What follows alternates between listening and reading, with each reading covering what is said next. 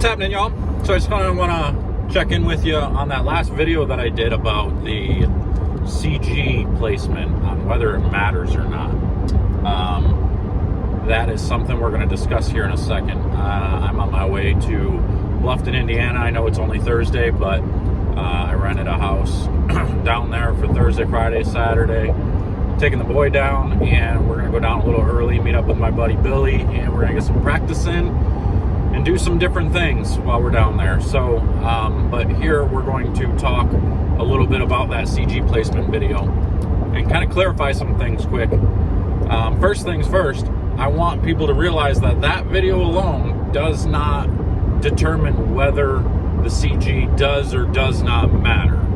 That video alone can be deceiving because we're talking about low speeds and the weight of the ball having the opportunity to take over at that speed. So, and they're undrilled.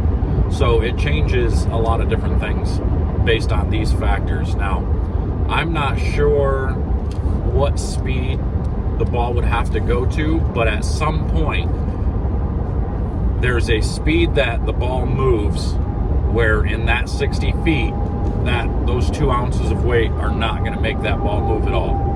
So I don't know if it's 10 miles an hour. I don't know if it's 12 miles an hour. I don't know what it is. I want to find out. Maybe USBC's study shows. I'm not sure.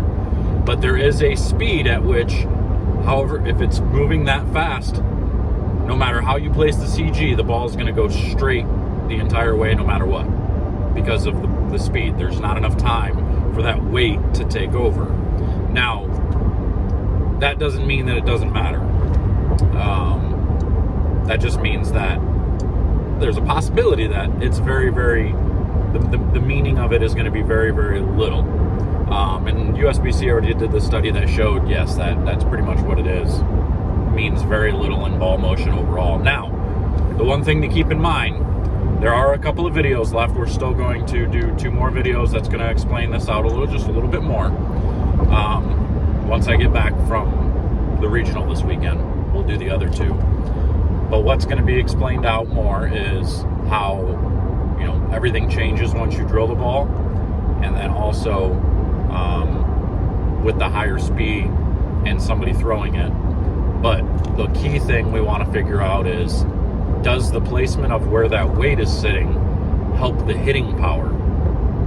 My initial instinct says yes, it's got to. It has to. If you got an extra 2 ounces of weight leaning towards the pocket rather than away from the pocket, you would think that would have to help the ball drive through the pins just a little bit better. I could be wrong, but I think that's kind of where we're going with this, and I think that's where it really actually makes a difference. Now, overall ball motion, I can tell you from the studies and everything that have already been done, it doesn't make a difference overall ball motion. But going through the pins is what might make a difference. So maybe when you have a ball that's drilled at 45 degrees going through the pins, you might have one that's at 70 degrees and maybe it goes through the pins a little better or maybe a little worse depending on which angle. So, I had this conversation with EJ at dinner one night at the regional at Fisher's. And that was pretty much what he was saying. He's like, he can see a difference. And I think what he means by he can see a difference is he can see a difference on how the ball goes through the pins.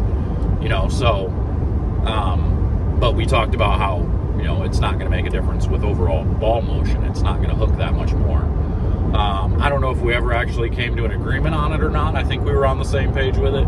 Not sure. But I can tell you that's where my head's at right now after seeing the studies and everything. CG placement doesn't make a difference in overall ball motion if your speed is high enough. If you have lower ball speed, if you're a real slow bowler, slow player, it obviously, from what you saw, it's probably going to make a difference. It's probably going to matter then. Now your ball has time to use that weight. But for most average bowlers who are throwing it between 15 and 20 miles an hour off your hand, it's not going to make a difference. Will it go through the pins better? That's the real question.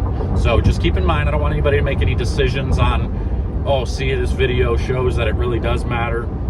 Not necessarily. Don't go that far yet. Just be careful with that. I don't want you to be deceived thinking that it makes that big of a difference yet.